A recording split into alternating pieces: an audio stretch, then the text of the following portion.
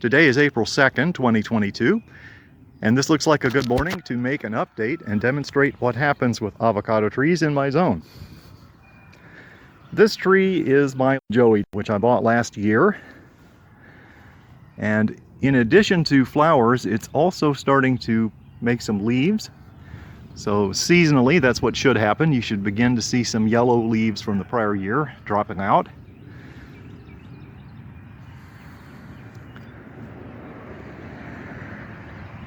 But among these buds, I'm beginning to get some blossoms now, and I have a few more down here. Apparently in my zone, it takes a little more time than in California for the flowers to actually start to blossom, and that could present a few problems for someone who wants to try to put one of these trees in the ground, because there are frosts during March. And I have a few examples back in here where the flowers got frosted back. Some survived. So you can see that I have still some smaller BB-shaped buds that have not yet opened. But generally it looks like this Joey blossoms a little faster than the Lilo does. So I believe what I'm going to do is give these trees a few more weeks before I repot them. I'd like the new sets of leaves to emerge further.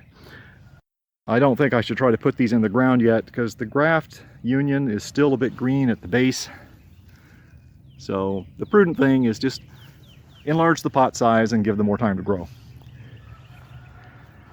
Over here I have two more nursery varieties that I bought this spring.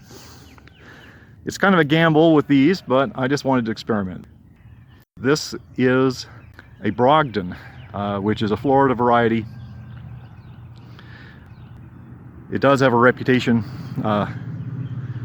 for being a little more cold hardy than typical Hass is, but it's not really advertised as a cold hardy variety in the same sense that Lilo or Joey is. So, you know, just we'll see what happens with this. Over here, this is marketed as a dwarf Fuerte. And honestly, when I do a Google search for dwarf Fuerte, I really can't find much information. And I don't know if this is really just a normal Fuerte and they call it a dwarf because it's small. We'll find out. Yeah, it's sort of like the Brogden over here. Fuerte has a reputation for being a little more cold hardy than Hass. But, you know, it's not supposed to be exceptionally cold hardy. It's just, you know, better than average, so to speak. It does have a reputation for being a profuse flowering tree, and you can definitely tell that there are a lot of buds on here.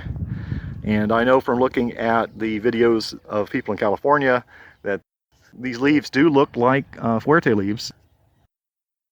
We'll find out how a Fuerte does in my zone.